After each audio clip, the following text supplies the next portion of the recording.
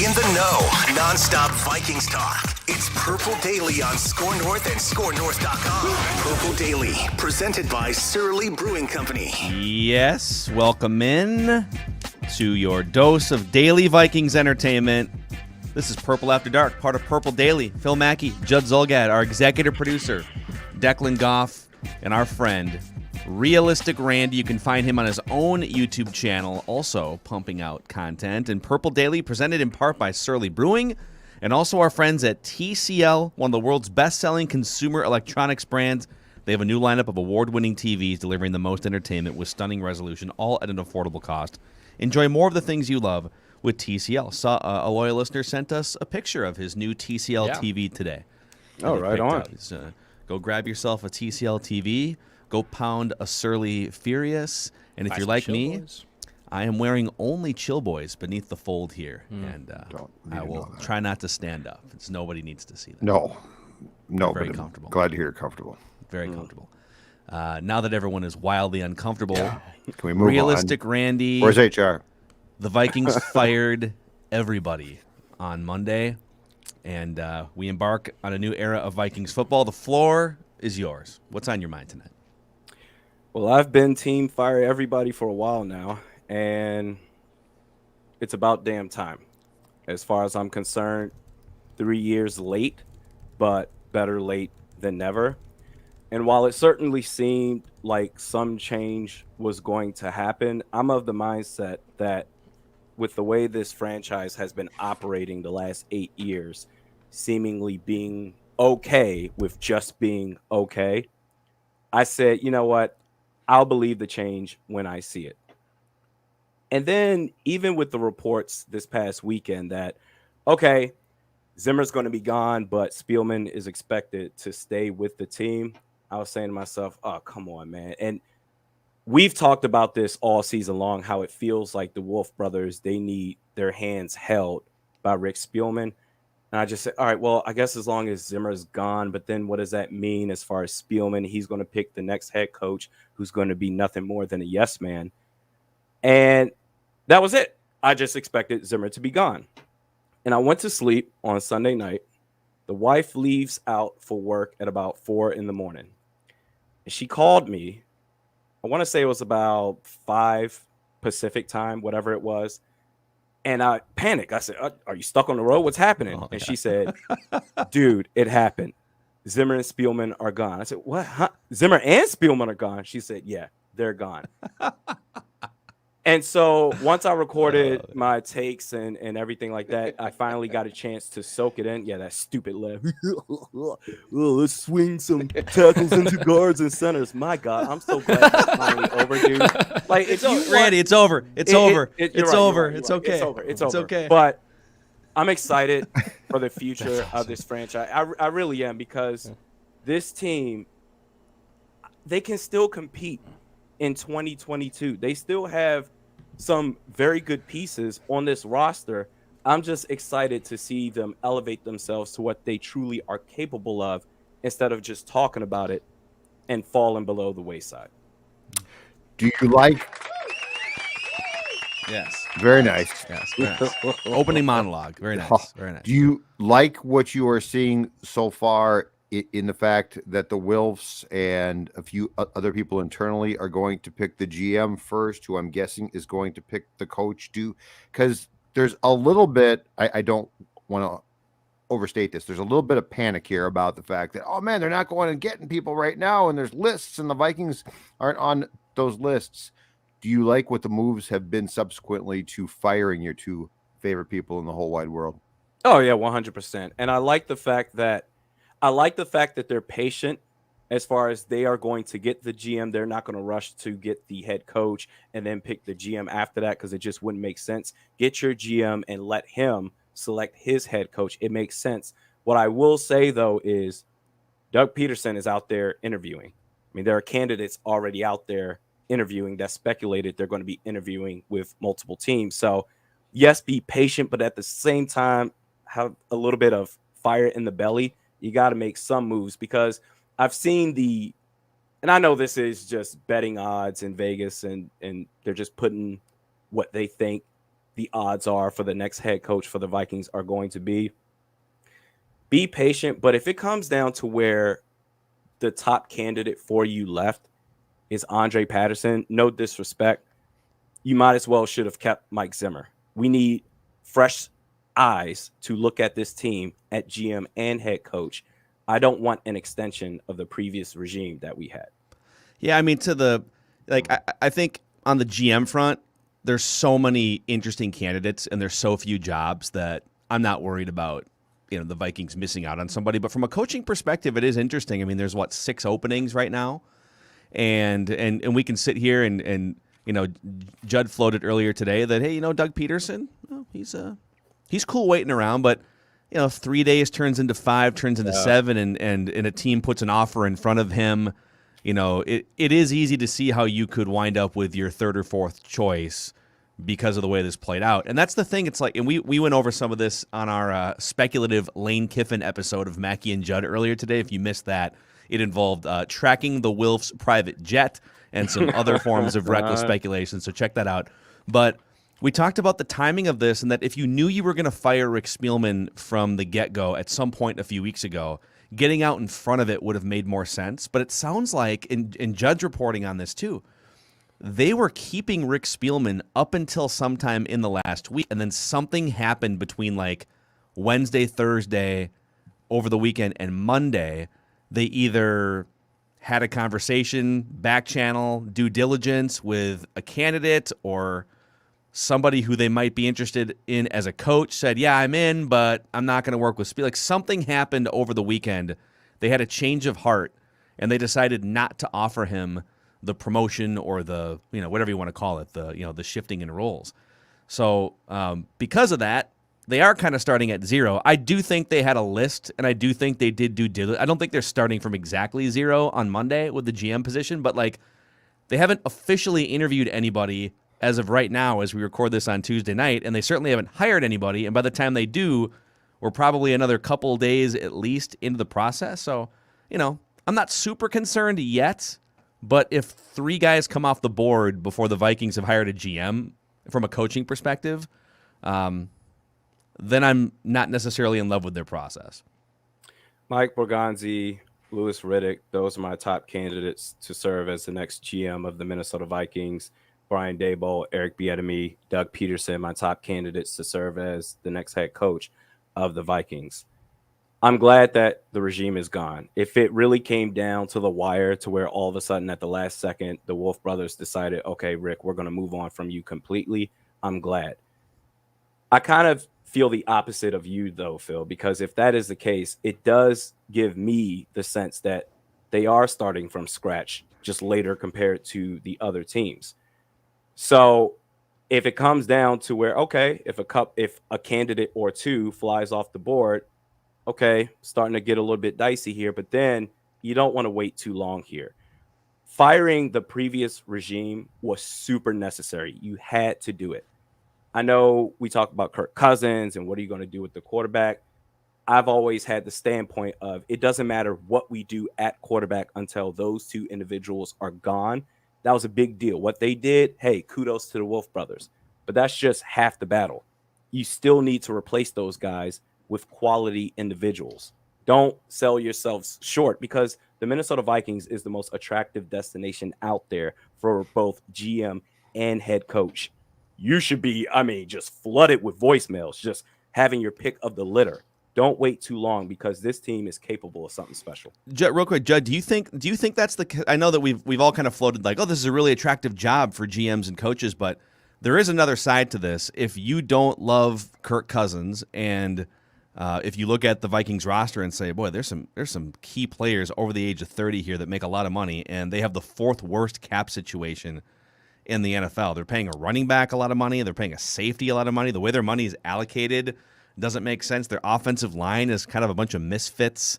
You probably need at least 2 more offensive linemen. You could almost flip it around and say, ooh, that cap situation and Kirk Cousins, that's a lot to dig out from underneath. I feel like your short-term issues / problems are there, but the job itself is a great job. And you're not going to, it's not realistic to take the job and the expectation is 2022 is going to be great. You could make the playoffs, but as far as the ability to build something here, I think it's fantastic. And Kirk can be gone. I mean, he could be gone before the coming season starts. He certainly will almost certainly be gone after that. The cap can be retooled. Players can be let go. Like, I think we think of this as like, well, you're stuck with Harrison Smith and Thielen, and I really like those guys. They can't let them go. Well, that's not true. Like you can come in here, and from the standpoint of the people here, you can detonate this thing. The Bears, and this is my thing, the Bears are still owned by the McCaskies. Like, the Bears are owned by people who have retained, if I'm not mistaken, 79-year-old Bill Polian to help run their search. Is that true? Is that what's think happening? Think about that for a second. They've retained it. In fact, I'm pretty sure that they are going to end up hiring a GM from the Colts because Bill Polian knows them. Just dusting off Bill Polian. Huh? I think this is I think this is a great job because of the people that own this team who will spend the freedom that you potentially could have, your stadium, your practice facility. I think it's a great job. I also will caution this. I don't often defend the people that own teams, but I will in this sense. I think as an owner conducting a search for a GM and coach, guys, you're damned if you do and damned if you don't. Because if you go out there and hire like the second guy, we really like him, fans are going to say, "Well, hold on a second there. I mean, don't you want to talk to more guys?" If you wait, like it appears that the Vikings, at least right now, are doing a little bit, then it's like you're going to lose people. What's going on here? So I don't. It's very hard for me to have an immediate opinion about being patient when I think what we need to do is literally allow this to play out. And so, because, go back on Childress, right? The Childress thing. We're not going to let him leave. We love him. He's the hot property. We got to have him. Well, guess what? A year in, we all said, why didn't you talk to more guys? Why didn't you talk to more candidates? So that's a really tough one I think it's really, really simple to have hot takes there. But I also think that there's an explanation both ways, that it can be a good idea if you absolutely love the guy, but it also can be a good idea to actually probably vet the system. Sorry, I'm just reading that comment underneath Bad Jokes, Brian. That is hilarious. Randy is GM just to rehire and fire Zimmer himself. That's amazing. I like news, Mike. You're back. You like a job starting fired. now? You're fired. He's still got a contract. Oh, that's great. Yeah. Just bring him back. Yeah. Yeah, I'll pack his stuff up myself. So I like what you said, Judd, because you're right. The owners, they're going to get crucified, I feel like, no matter what happens with this GM selection, unless it's the most popular choice out there. But what I like about this situation for the next GM is that before with Rick Spielman, this was the problem. Guys like Matt Khalil, Blair Walsh, Anthony Barr, guys that clearly you're better off just letting these guys go. But there's this attachment factor. There's this, I need to be right with these players that I selected in the draft. When Anthony Barr verbally agreed to go to the New York Jets, I said to myself, thank God. Okay, great. Let's move on. And then when he reneged on that and said, I want back, it's almost like Spielman said, oh, thank God. Yes, please come back. We'll sign you to whatever you want. We don't have that anymore. Okay, this next GM, there are no attachments. Look at the players, the value that they offer on the football field, and determine if they deserve to remain on this roster. And if they do, maybe at a restructured contract. I think it's a very attractive job for both positions.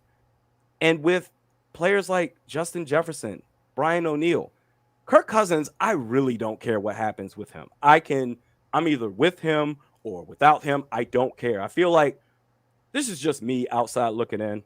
I almost feel like with the whole Kirk Cousins thing, with you either got the Kirk stands or the Kirk haters, it's like blood in, blood out. You either with Kirk Cousins all the way or you against them altogether. I really don't care. I can see the value in him remaining with the team or him being traded. But I don't care what the Wolves think, the fan base thinks of what it is that they are going to decide on. Make a move, and you need to do it. Be patient, but at the same time, put a step on it. What happens when the Kirk stands meet in a dark alley with the Kirk haters? Is it like Jets and Sharks? Instead of people pulling knives and guns, You're a Kirk. they're pulling out their gas station discount cards or something. It's the Wire sequel. That's what it is. Yeah. Make a whole Pizza series Ranch. out of it. Yeah, they're pulling out their Spire. they're pulling out their Pizza Ranch Pizza coupons. Ranch. Take that. Oh man, yeah. I mean, I don't know. I think the one thing I would wonder about with the Wilfs is Mark said all the right things at that press conference yesterday. In fact, he echoed the mission statement on Purple Daily, which is we want the Vikings to win a Super Bowl before we die. And that's what he said. Yeah. He said championships. He said Super Bowl. You know, they're moving on from an above 500 head coach and a pretty good GM in terms of roster building. You know, there's certainly worse GMs in the NFL, and they're saying not good enough. We want championships. But then in his press conference, he snuck in, but we still feel like it's not a rebuild. We can compete at a high level and compete. I think he even said compete for a Super Bowl in 2022. And they need to be careful about getting too obsessed with that. Yeah, I think whoever comes in to run this team, GM and coach, needs to say, okay, it's not realistic to win a Super Bowl in 2022. And so it doesn't mean that we have to be a 4-win dumpster fire, but let's make personnel moves. Let's make trades if needed to set us up for 2023, 2024, 2025. The Wilfs, step one was acknowledge that good isn't good enough. Get rid of Mike Zimmer, get rid of Rick Spielman, but don't fall into the trap of having to be relevant every single year and compete. If you need to take a step back to fix your cap situation, find a young quarterback, whatever that is, for 2023, you should do that. You shouldn't be hell-bent on trying to milk 9 wins out of 2022 with a bunch of bad contracts. Well, if they're acknowledging that we have a responsibility to elevate this team is capable of so much more than what we've seen. I mean, that's huge for me. They're acknowledging, okay, we can't be okay with just being okay. We've been a mediocre team, even though we've hyped ourselves up as far as being a championship contender. So that to me says that they're going to be aggressive here. They are going to do what they feel is going to give this team the best chance to win. I do think they can compete next year. I don't think for a championship, but my God, I think they can get to the playoffs at least. Now, if they're going too far with it, saying championship and this is going to be great, okay, fine. I would rather them be super gung-ho, thinking they can get a championship next season than, okay, womp, womp, womp, womp, womp, womp, just don't be the Detroit Lions.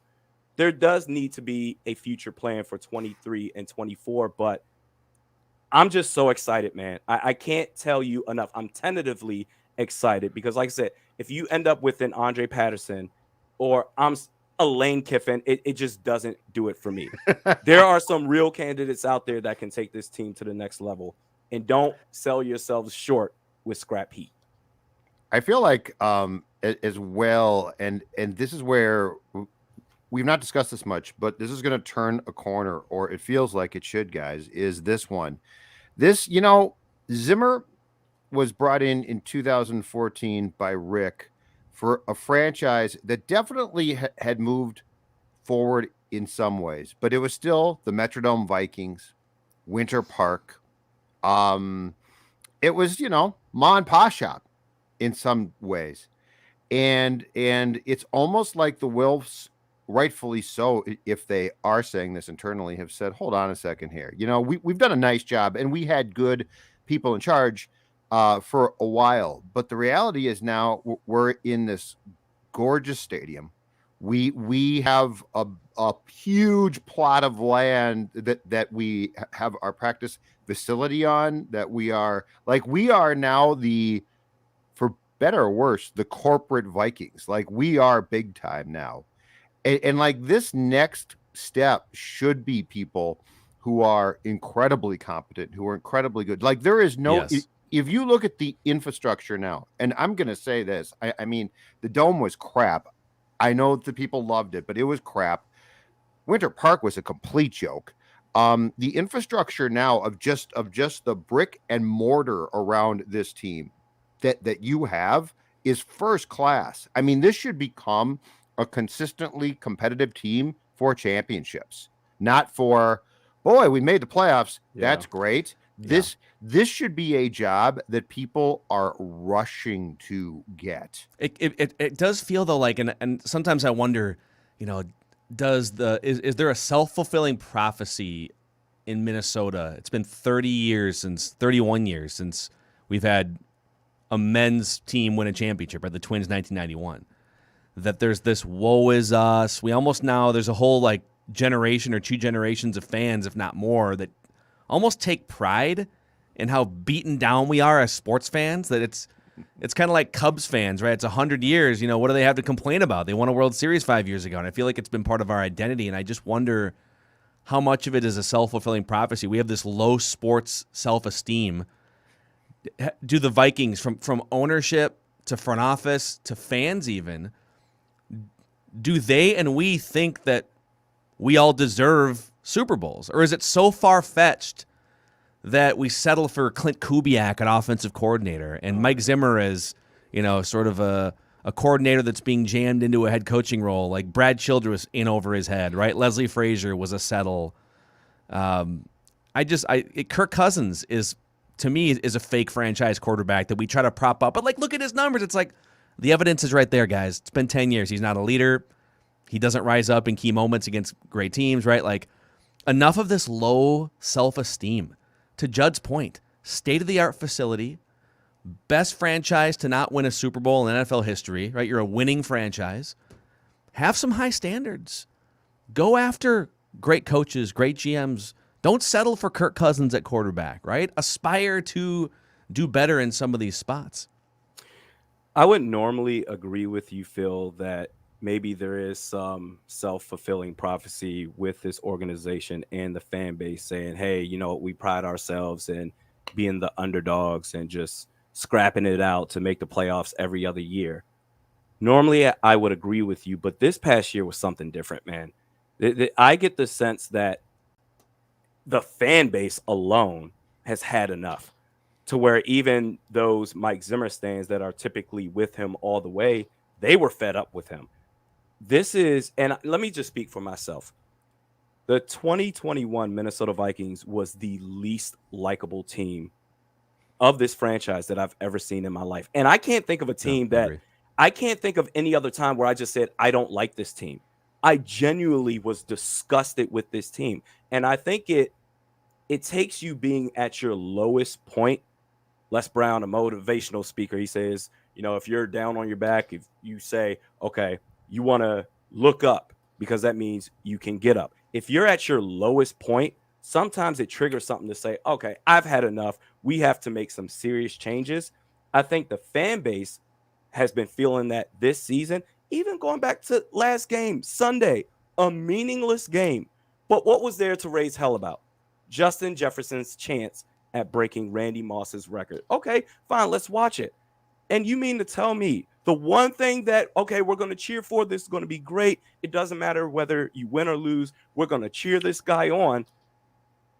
3 timeouts left, over a minute remaining in your final possession, and you choose to run the clock out while Jefferson's 17 yards away from breaking the record. That was a nail in the coffin to where I'm like, you guys are just pathetic. Yeah.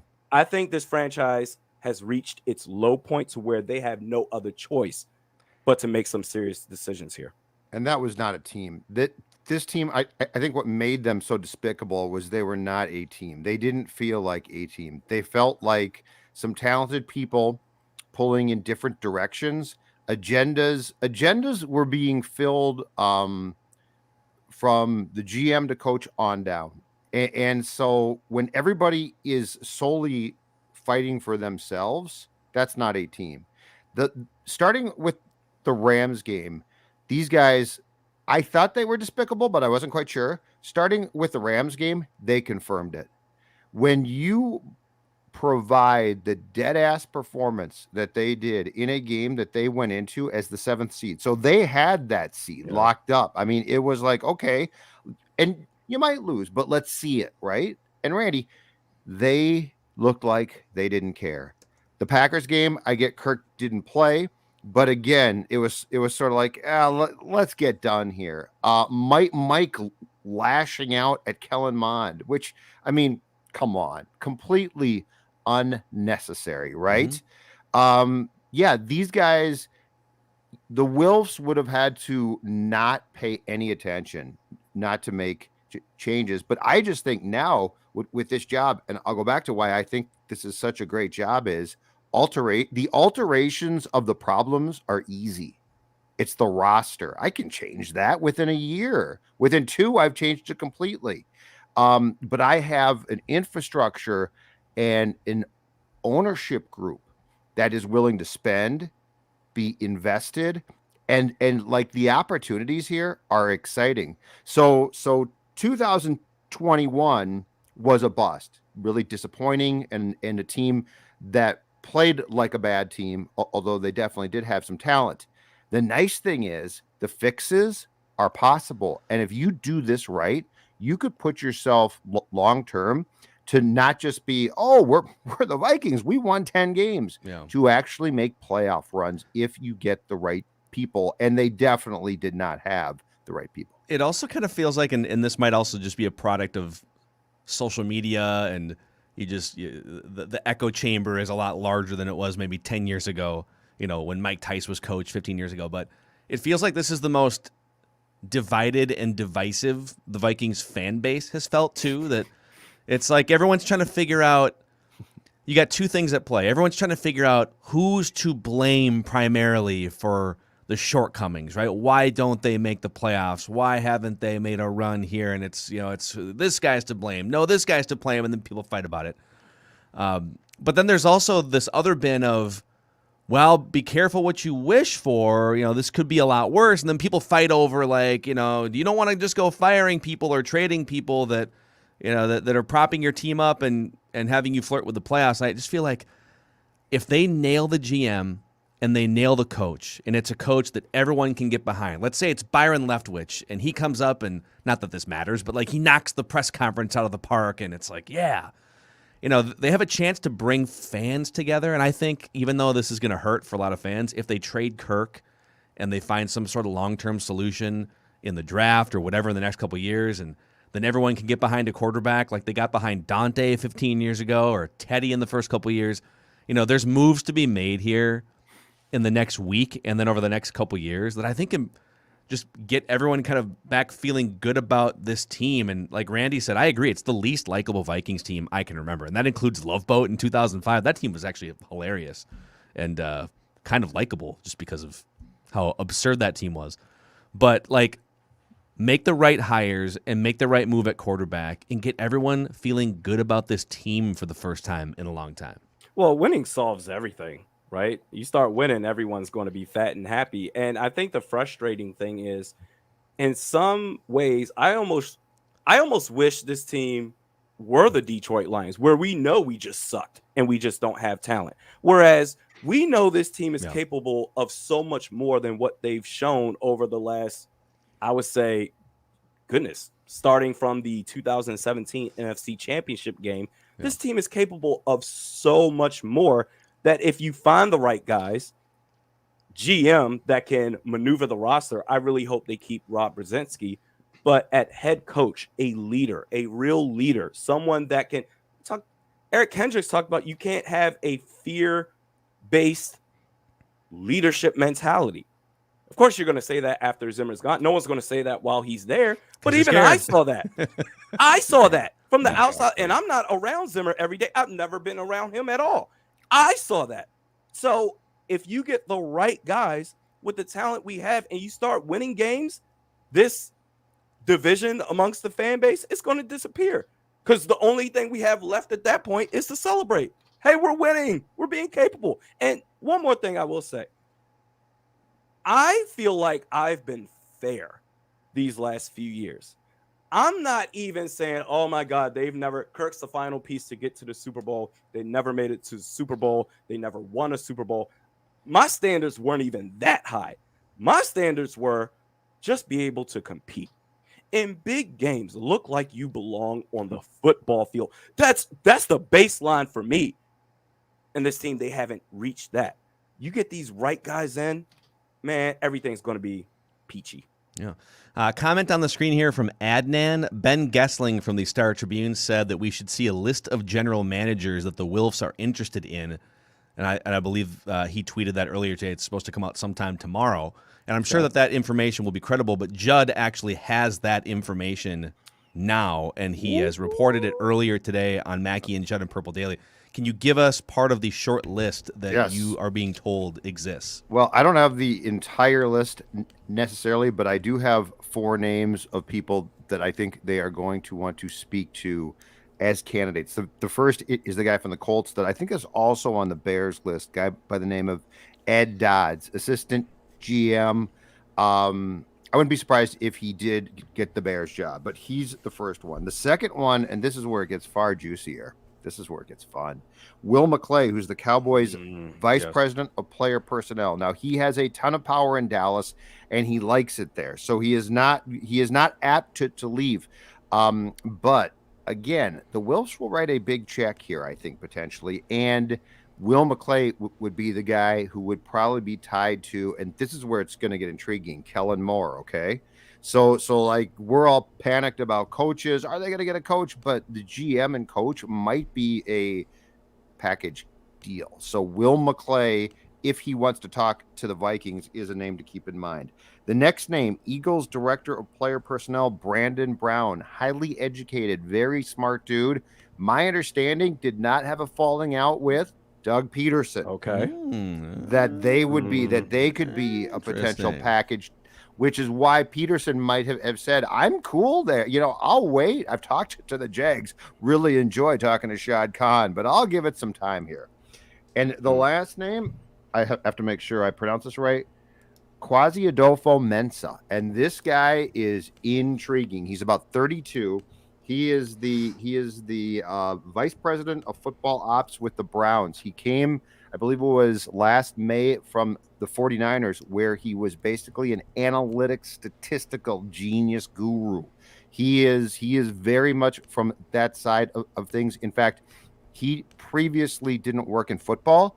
I think he had jobs in the financial world, perhaps. And he's a Princeton grad who was a basketball player.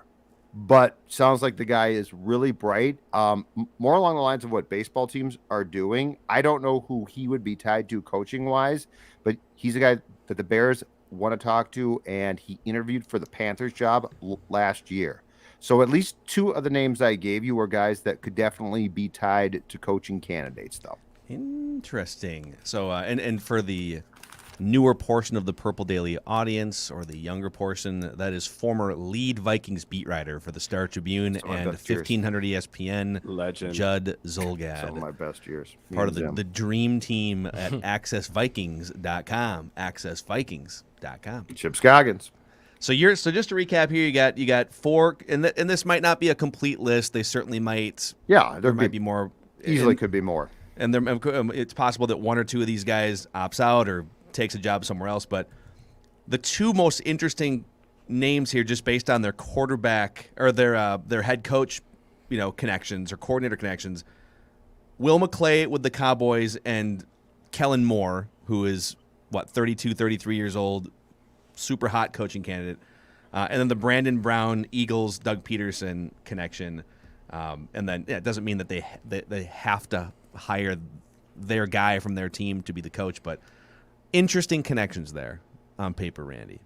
The only thing I would say about Brandon Brown from the Eagles is that I'm sure Doug Peterson's saying everything's just fine, everything's great. One of the things that I feel like was the falling out there in Philly, or at least in recent history, was they passed on DK Metcalf in the draft. That was, I believe, the 2019 draft. 2020, they passed on Justin Jefferson for Jalen Reagor. I've got in-laws that are Eagles fans, and all they do is complain about the Eagles draft. They can never get it right, especially with wide receivers. Now, they seem to have it together with Devontae Smith, I believe his name is, from Alabama, right? Had a pretty solid year. They're going to the postseason. I guess my concern with that is the extension factor. It's kind of how I feel about George Payton, which I'm glad he's in Denver now. The extension factor as far as what you've learned if you're Brandon Brown from a Jeffrey Lurie with the Philadelphia Eagles. So Doug P may be cool with it. If he is, okay, fine. But that would be my only hesitation, is to bring that. Okay, because if that's the case, I would rather have Rick Spielman straight up over a guy like Brandon Brown, who learned from Jeffrey Lurie. Will McClay, one more thing I will say. Will McClay is interesting. Dallas, they love him. They raved about how he handled their virtual draft in the 2020 offseason. He's well respected. I actually talked about him, I want to say a year or so ago, on my YouTube channel. I would love if Will McClay was a candidate for the Vikings. The only thing is the connection factor. Do we have to have Kellen Moore? I know he's the hot name everyone loves. I feel like I need to see more from, well, I guess no pun intended, from a Kellen Moore, because he just seems like a guy who knows how to call the right plays at the right time. But with the head coach, you need some character there. You need some, I don't know, charisma, someone that can lead men. And maybe Kellen Moore can do that. I just feel like I need to see more from him. I feel the same way about Byron Leftwich. But Will McClay, I'm cool with. Brandon Brown, I don't know. I mean, I feel like I might be the biggest Kellen Moore stan in this state. That's going back for a few months now. But to Randy's point, it's clear he's a smart guy. He knows offense. He's known that since he was in high school, college, and even being a passable NFL quarterback and getting an OC job early. But is he a leader? Can he lead guys? I think that is something that is probably still in a wait and see mode and might even still hinder him from getting a head coaching job immediately. Yeah, people get way too hung up on offensive mind. And yes, like ideally you'd have an offensive mind who also is a great leader, so you can have both those things. But a great leader and a great communicator and connector, that is priority 1, 2, and 3 for a head coach. If it happens to be, like if you line up 5 candidates and 4 of them are offensive-minded guys, and the 5th one is defensive-minded, but the gap between the leadership of the defensive-minded guy, let's say, I know there's a story in The Athletic with some somewhat damning things about Brian Flores that he's going to have to answer for, the way that he treated people and whatnot, and maybe Zimmer. Maybe some of that's propaganda from the Miami ownership group. But like, if you determine that Brian Flores is just flat out the best leader of your 5 candidates, I don't care that he's a defensive-minded guy. Give me the leader. Mike Tomlin's a defensive-minded guy. Bill Belichick's a defensive-minded guy. Pete Carroll Pete Carroll's pretty old and outdated now, but he's a defensive-minded guy. But if you're a great leader, that's the most important factor for me. If McClay is as good as we think he might be, though, I'll say this: you do have to trust him. So like you've got to trust him to be able to identify character and to tell what would work with the team and what wouldn't. Let me throw this out. What would you guys think about this? If Will McClay becomes your GM, and let's just say recklessly for the sake of this discussion, Kellen Moore becomes your coach, and by extension of that, chief play caller, defensive coordinator Vic Fangio. Reckless speculation. Why not? Now, sign me up for any scenario that involves Vic Fangio as the defensive coordinator. As long as he's not eyeing the head coaching seat and accepts that role, he's got experience. He definitely defensively still has a fastball. I don't think that's in question, and could lend assistance as well. Now, this is assuming the egos all would work. But again, if McClay's as good as we think he might be, you would have to trust him to make that judgment call. But that's the type of thing that would intrigue me, because that would definitely give the head coach some help. would give him some time to try to learn and also have a previous coach there to bounce things off of, and would give him the ability to run the defensive side of the ball in Fangio while Moore runs the offense, and could be, if you think about it, could be a little bit of a page from the initial McVay with the Rams time, right? Because Wade Phillips was McVay's guy initially. And now I don't think that Wade was a good head coach, but I do think that there were a lot of years where he was a damn good DC. So at least for a short period of time, taking a page from that and allowing Moore to learn, sort of take control, but also have a guy there who could very much have input and be important on the defensive side of the ball, and also just on being a coach.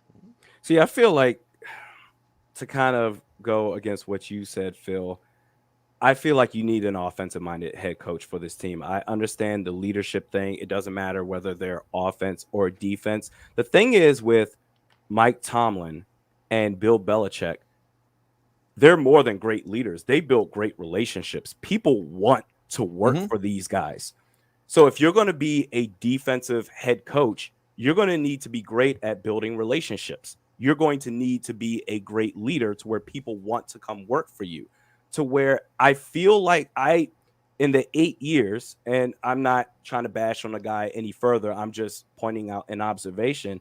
I can't remember one individual that said, as far as a positional coach that worked under Mike Zimmer, maybe Andre Patterson, that said, yeah, I'm going to go to bat for this guy. That was outwardly public about it. Whereas Mike Tomlin and Bill Belichick, people do it all the time.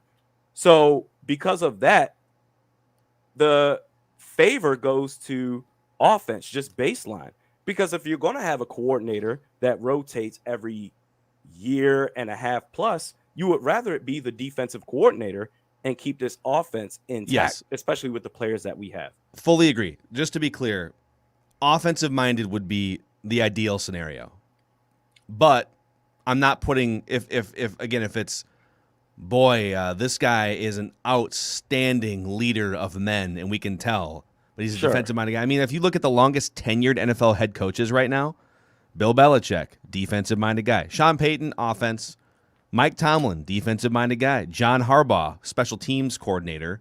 I don't think he ever was an offensive or defensive coordinator. He was a special teams guy and then got that head job. Pete Carroll, defensive. Andy Reid, offensive. Sean McDermott, defensive. So, I think more recently you've seen a lot more Matt LaFleur's. You've seen some of these like Sean McVay's come in, and those guys seem to be the perfect combination of offensive wizardry and can command and build relationships with a group of 53. So, no, we are on the same page, but I just don't want – I keep hearing offensive. Like, let's not forget that this isn't just Madden or fantasy football here. You're not just plugging in a scheme and calling plays. Like, no, you're leading a locker room full of grown-ass adults. And that's something that Mike Zimmer failed at miserably the last few years. But to your point, why not have both? An offensive-minded head coach and a great leader. You have that in at least two candidates, in my humble opinion, with Daboll and Bieniemy. I would even go as far as saying Doug Peterson with the right fit. The GM head coach relationship, it really has to be top-notch with a guy like Doug Peterson, because not only did he win the Super Bowl with his backup quarterback, people say, oh, that may have been just a fluke year. People forget that following year, they went to the playoffs again with their backup quarterback again. Beat the Bears on the road at Soldier Field in the wild card round, and damn near beat the Saints in the divisional round at the Superdome. He can be a leader as well, as long as the pieces are in place, because I always said Doug Peterson with Nick Foles is a way scarier tandem than Doug Peterson and Carson Wentz. Isn't it weird? I find it so bizarre that people value the train wreck ending of Doug Peterson's time in Philadelphia more than they value him winning the Super Bowl with Carson Wentz. And Carson Wentz, the shine is off on Carson Wentz. Dude. That dude won a bunch of games with Carson Wentz, and then he gets injured and takes Nick Foles to a Super Bowl MVP. And I get that Frank Reich was also a huge part of that, but you can find smart people on your – it's not just you. You can hire smart people to be on your coaching staff. I'd just say, like, I don't really understand why. Well, but look at how it ended. Last Okay. impression. I mean, he won a Super Bowl. Last impression, man. In sports, the last impression is cares how it everything ended? a lot of times. And there is a correction I need to make because I mentioned Jeffrey Lurie. He's the Eagles owner. I should have mentioned Howie Roseman. He's the Eagles GM. Sure. But when the pieces are in place, Doug Peterson is a damn good head coach. When they can't figure out wide receivers, they take a guy like Jalen Reagor. I mean, what are you doing here? Doug Peterson, and I would venture to say, if you feel like you can't do anything with Kirk Cousins, you can't trade him, and if he's going to be with this team, at least for next year and possibly beyond, Doug Peterson may actually be the best fit for this team. That is, unless Daboll and Bieniemy are saying, hey, I'll work with him too. And you need to, to start with the GM hire, you need a person that doesn't have to be like charismatic and great, but that can identify talent and, most of all, importantly, quarterbacks and have some people skills.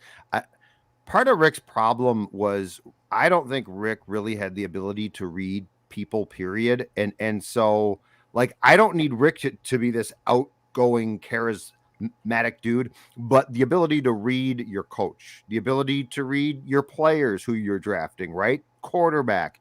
And if there are two people who need to have a certain it factor, it's your quarterback and coach. And I covered Tomlin for 1 year. He was here with Childress in his first year in 2006. And it did not take a genius by any means to watch Mike work and say, oh my God, for your age, he commanded a room.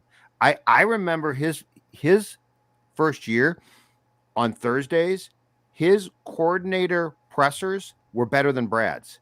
Like, he would bring notes. He wouldn't like read the notes. He just had notes there, but he would get up to the podium and command it. And it was, I can't describe it because, well, yeah, of course he did. No, you don't understand. Like, Mike Tomlin had an it factor that is what everyone who is trying to find a coach, like, that should be one of the things, because that factor is what will lead grown men who are really good at what they do to say, I will follow this guy. And to me, that's the beginning of a blueprint for a potential championship.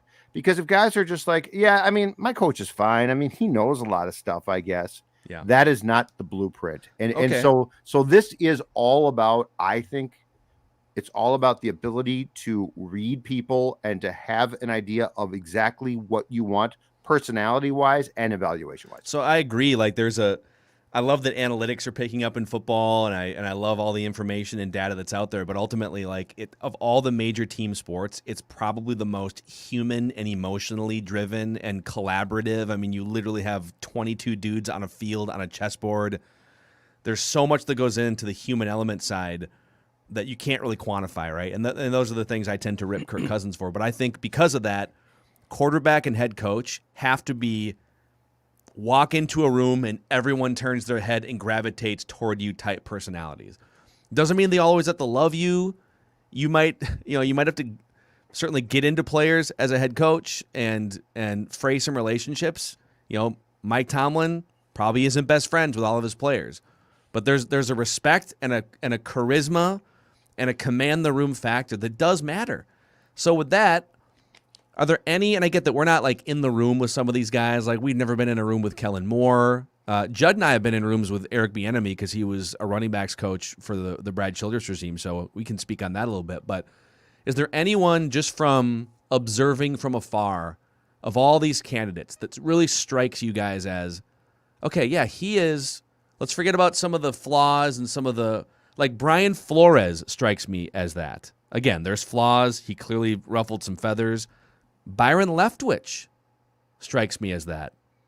I mean, his team at Marshall carried him down the field when he broke his leg or whatever it was. Yep. Is there anyone else that stands out like that to you guys, just off the top of your heads? I would say Nathaniel Hackett. I was just about to say Nathaniel Hackett. I feel like that's the one guy I never really mentioned, but I feel like that's a guy that can come in and lead this team. He seems to have it together. He seems to get it. And I would say what they went through Green Bay with that whole Aaron Rodgers situation, as far as maybe he'll come back, maybe he won't. Maybe he learned from that as well. And I wouldn't say we've had our fair share here in Minnesota, but the Stephon Diggs situation, once in a while we may have a player that pops off, a Percy Harvin, potentially Justin Jefferson, if we're not going to feed this guy the ball or have an offense that's going to maximize his talents. I would say Nathaniel Hackett is that outsider I'm looking at. Another name, I see this name pop up here in the YouTube comment section, and I think we just write him off because he's a defensive guy who got fired. But Dan Quinn. I think Seahawks defensive players and Cowboys defensive players would say, oh, my God, I'd run through a brick wall for that guy. And he did have a 25-point lead in a Super Bowl against Tom Brady and the Patriots. That one scares me. Yeah. He seems happy to take that in kind of Dallas. I don't know. That's He might get I'm the staying away Broncos from. job. He is interviewing, yeah. The Broncos want to talk to him. Well, the Broncos would be genius by hiring a Nathaniel Hackett if they want Aaron Rodgers, right? That kind of seems like what the Broncos might be true. setting What up. if the Let's Broncos get went- Rodgers' guy in here? What if the Broncos went Dan Quinn, and then George Payton brings in his good friend Rick Zimmer. Spielman, Oh, and Spielman and Payton and Spielman and say, oh, you know what? We should prove them wrong with the Vikings. Kirk Cousins does work. Vikings of the AFC. and we're gonna get Kirk Cousins, and the Broncos. So you take got your Cousins. Mike Zimmer and A your first-round pick. And Sure. so you've got a defensive coach who's like, "This is great. I got my quarterback, Kirky McKirkison," and he's it's like, "Okay, bye." But like Dan Quinn, like Dan Quinn, Doug Peterson, people dismiss these names because they got fired or because things ended poorly in Atlanta, Yeah. But you've got two guys, one that won a Super Bowl in Doug Peterson, another one that had a 25-point lead in the third quarter of a Super Bowl. And then, behind door number 2, 3, 4, you got a bunch of coordinators like Kellen Moore who've literally never led a locker room before on that level. Does Kellen Moore have it? Like do can't we tell. know? I think McVay does. When I watch him, without I'm really a doubt, impressed. yeah. But But I did we mean, have- he's really smart, enthusiastic. He seems to command things. Now that's on from afar. I have not been around him ever, but I like how he commands things. That's what I'm looking for. Can you command that room and not come in like Zim does and oh, we won another close or we lost a close. Oh, you guys all stink. I mean, that doesn't work. Based on the Cowboys games that I've seen, Kellen Moore, the way he is on the sidelines, he just seems like a really good offensive coordinator. He doesn't really seem to have, and I could be wrong about that. I just need to see more.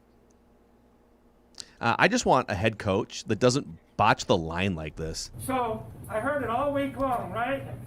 0-9 on Monday night. You like how this tastes? Yeah. You like that? That was a shot, man. He was building it up, chance to get an explosive reaction in the locker room, and he botches the line. It's gross. I could have done without that. What I will say though, as far as to shift gears a little bit, going back to the head coach thing, I do believe that Kirk Cousins. Do you like how this tastes? That's amazing. I do believe that Kirk Cousins, not only does he need someone that, if Kirk Cousins is going to stay with this team, not only is he going to need a head coach that's going to empower him, but at the same time, to your guys' credit, Judd, Mackey, Declan, someone that's going to give him some tough love.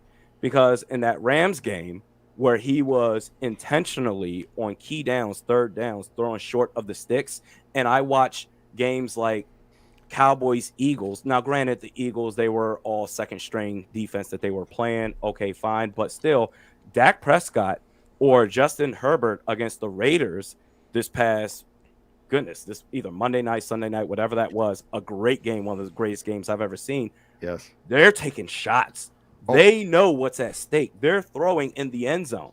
So if Kirk is going to, oh, shucks, and those moments where he's like, all right, I'm going to throw a quick out pass to Alexander Madison on 3rd and 9. Okay, empower Kirk Cousins, but at the same time, say, bro, this is your team. Take control of your team. Do you want it or not? And that's going to shock him to either be better or to prove himself to be everything that guys like you say he is, just What? a fake leader. Yeah, well, one of the most, you talk about like third down, fourth down, whatever, like one of the most damning Kirk Cousins stats this year. Like people throw out, well, 4,000 yards and 33 touchdowns and blah, blah, blah. So he ranked 30th in the NFL among all quarterbacks in third down success rate, which is defined quite simply as on your passes, did you convert a first down or not? 30th in the NFL. And some people are going to say, well, but the offensive line or... Oh, but the play calling and the routes or the drops or whatever, it's like, and so maybe there's a certain percentage blame that goes elsewhere, but you got to be better on third down. Zimmer was a problem, but let's be very clear here. I think a portion of the current locker room needs to be cleared out. Like, I'm not going to blame Mike. I'm not going to say, you bring in a different guy who's going to empower people, and these guys are fine.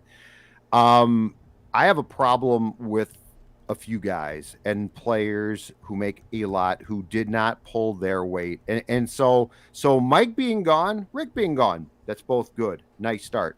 But we're not done here. Like, there's more guys who need to be gone because the El Foldo against the Rams is not all on Mike. I don't like what Kirk brings. And I don't think that you can change Kirk. Like, I'm sorry. I don't think that if a coach comes in and says, Kirk, I think Kirk is going to say, this is great. This is fantastic. And the first time Kirk gets tough love, he's going to melt down and start crying. I don't think he is quarterback mental material. I think that there's more guys who did things that I didn't like. And so that was my point previously. You need to go through this roster with a fine-tooth comb, and you need to get rid of guys too. Because there was those last 2 or 3 games until the second half on Sunday, which I don't get, but who cares? It was very enlightening. It was very enlightening because that's where I started to see people quit. And the coach paid the price and should, but he's not the only one. There are more guys who need to go. Because if you're going to put together a championship roster, potentially, it can't just be, but I'm really good. It's got to be, do you want this? And when Justin Jefferson, again, in the last quarter of the season, is the only guy who really stepped up and said, this is BS. What are we doing out there?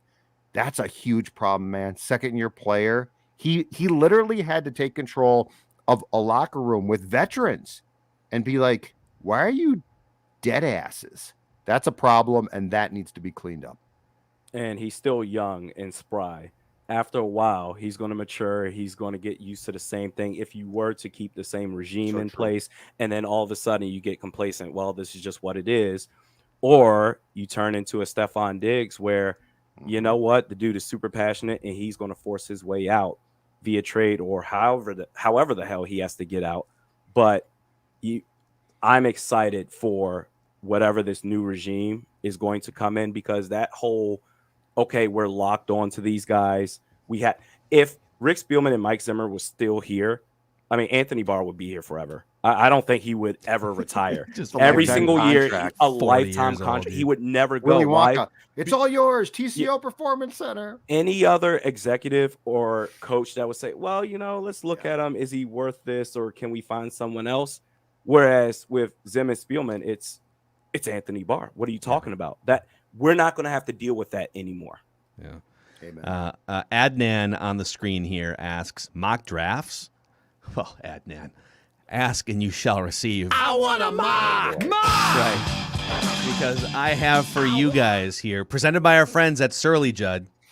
Oh, yes. Our friends.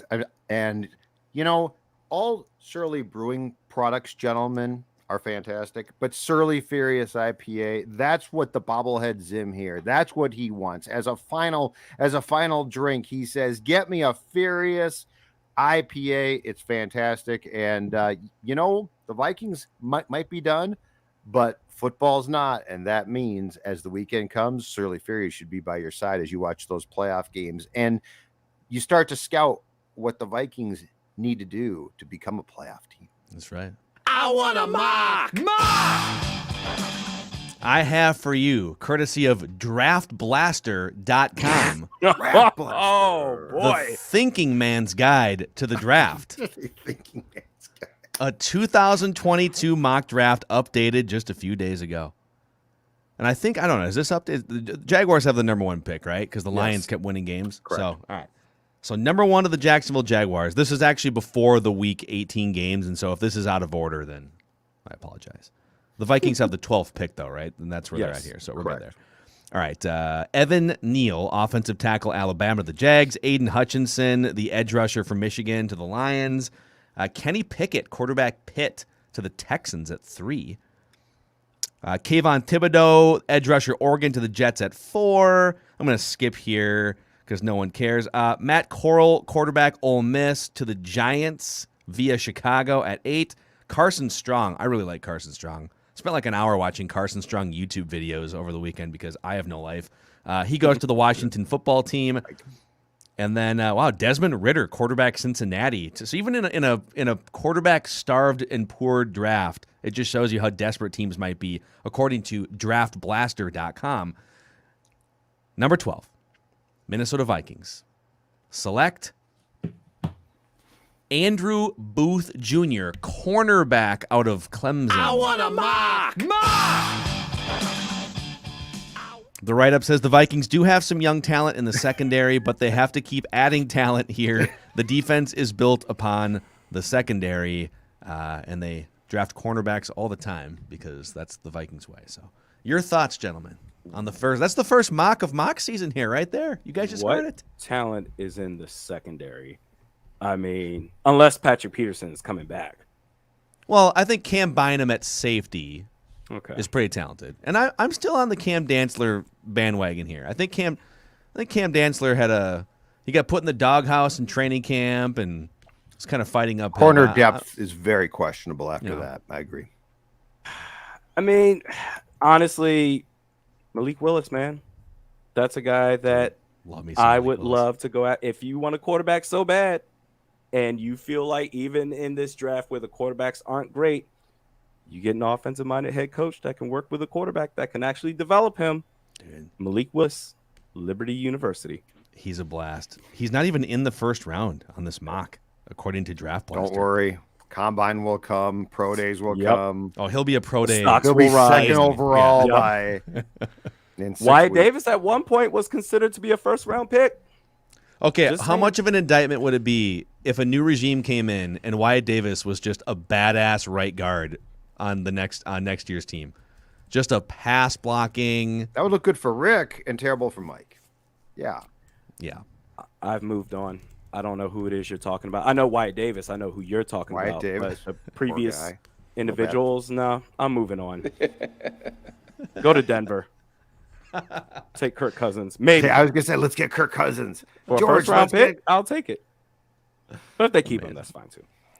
You guys can go check out Realistic Randy's YouTube channel. And if you're hanging out with us here, please click subscribe and the like button so we can spread the word about this community of smart and I would say handsome and hilarious Vikings fans that consume Purple Daily on a daily basis. Don't let the haters get you down out there, okay? Just because you like to live a life of reckless speculation and you want your football team to win a Super Bowl doesn't mean you have to be dragged down by some of the Buzz Killington Vikings fans out there that tell you that you're doing it wrong. Mm-hmm. How long are you going to keep the Mike Zimmer bobblehead on the screen, Judd? Till they find a new coach? Yeah, I mean, for sure. I paid for it, so why not? Bobbleheads never die with Judd. Their souls are just I there still don't forever. have my He's like the Spurgeon Shang one from Tsung Declan. of bobbleheads. Yeah, he just look at kind of puts Declan's them all right. in. Declan's got a good point. Look at this. We got a Michael Bennett. I mean, he's been gone for how long now? You need to man. keep that up. Michael Bennett was ahead of his time. But In this league, oh, man. You know, the good thing about that Zimmer bobblehead, though, is like it's pretty much just like ambiguous white coach that you could probably just like if it's Kellen Moore, you could probably just put you could draw a Cowboys logo on he's there. got the challenge flag in the back pocket, too. Or he's got a severe case of external hemorrhoids. Yikes, dude. Oh, I'm glad That it's after escalated midnight. quickly. Oof. That was so oh my God. Hey, hemorrhoids are no joke, man. Dude, tell us more. Thanks, Declan. George Sign up. Brett. Yeah, they're no joke. Declan here for Preparation H. Mitch, The new sponsor. when I'm feeling sore. You're too young. No, forget about it. What is happening right now? No, yeah, exactly. I'm backing. I'm backing away from the mic. All right, that's a wrap on Purple After Dark. tomorrow, write that down, and an accountability session. We're still tabulating predictions from 2021 and the season. A bunch have come through, so we'll see if there's any movement in the battle for touchdown. And we also have, I